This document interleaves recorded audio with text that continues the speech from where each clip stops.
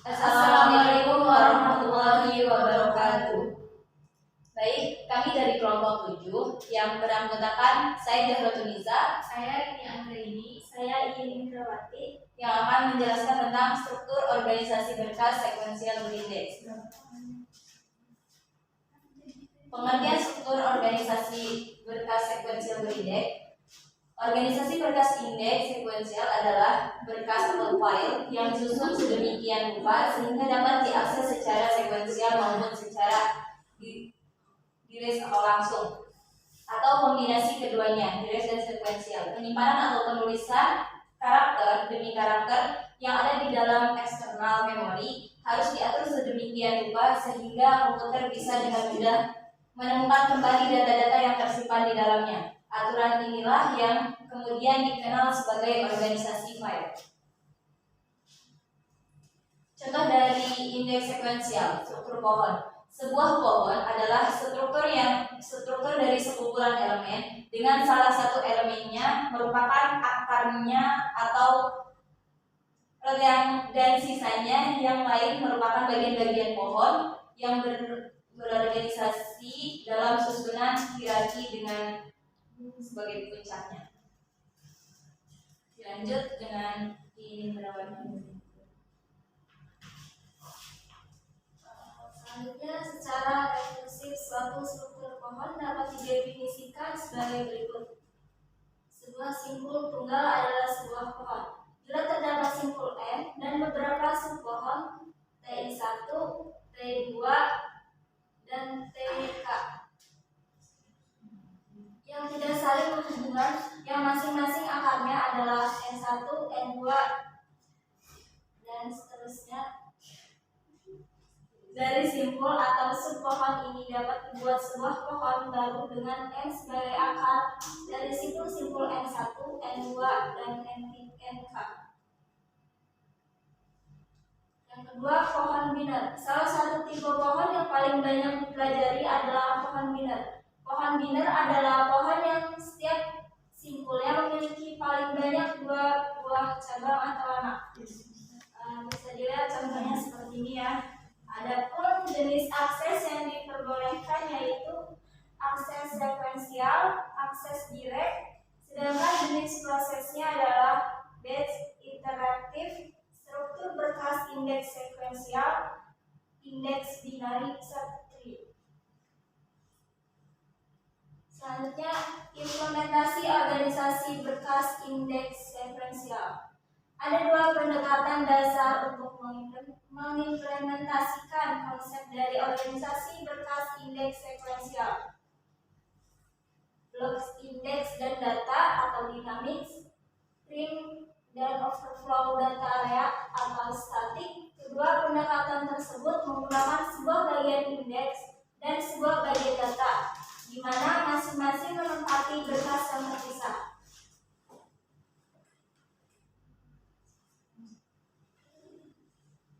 Selanjutnya, blocks, indeks, dan data atau dynamics. Berkas indeks mempunyai struktur tree, sedangkan berkas data mempunyai struktur sekuensial dengan ruang bebas yang didistribusikan antar populasi record. Misal, setiap blok data mempunyai ruang yang cukup untuk menampung 5 record, dan setiap blok indeks mempunyai ruang yang cukup untuk menyimpan 4 pasang atau nilai key atau juga pointer. Jika kita menginginkan penyisipan maupun penghapusan terhadap isi berkas, maka blok indeks dan blok data akan dibuat dengan sejumlah ruang bebas yang biasanya disebut sebagai padding dan pada gambar ditunjukkan sebagai irisan. Di sini contohnya permintaan insert F dan insert F del. Selanjutnya, hanya blok data 1 yang digunakan dan hasilnya ditujukan pada gambar di bawah ini. Bisa dilihat data bloknya. Entry pada blok harus diletakkan berdasarkan urutan sekuensial ascending. Permintaannya bisa disebut insert armadillo. Pencarian dari struktur indeks menyatakan bahwa armadillo seharusnya menempati blok data 1. tetapi blok tersebut sudah penuh. Untuk mengatasi keadaan tersebut, blok data 1 dipecah dan memodifikasi blok indeks satu persatu. Selanjutnya, print dan overload data area bisa disebut static. Kedua pendekatan tersebut menggunakan sebuah bagian indeks dan sebuah bagian data, di mana masing-masing menempati berkas yang terpisah. Alasannya, karena kedua pendekatan tersebut menggunakan bagian indeks dan bagian data, di mana masing-masing menempati file yang terpisah. Selanjutnya, keuntungan dan kerugian penggunaan magnetic disk, yaitu keuntungan indeks sequential file sangat cocok untuk digunakan menyimpan batch data ataupun individual data dibanding sequential file. Pemanggilan data menjadi lebih cepat. Yang pertama, sangat sesuai untuk proses secara online. Yang kedua, bisa juga diakses secara sekuensial. Yang ketiga, mempunyai semua keunggulan dari sequential file. Selanjutnya, kerugian indeks sequential file. Akses bisa disebut pemanggilan data tidak bisa disamakan dengan random.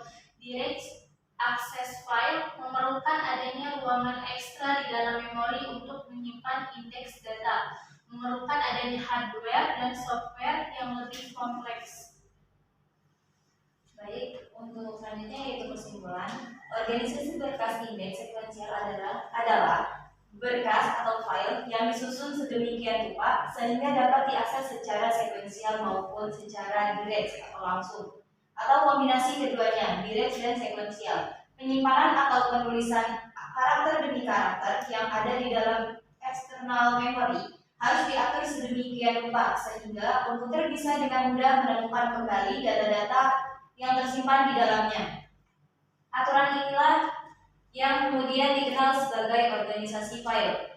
Dalam hal ini dikenal ada beberapa metode, yaitu sequential file, random file, dan index sequential file.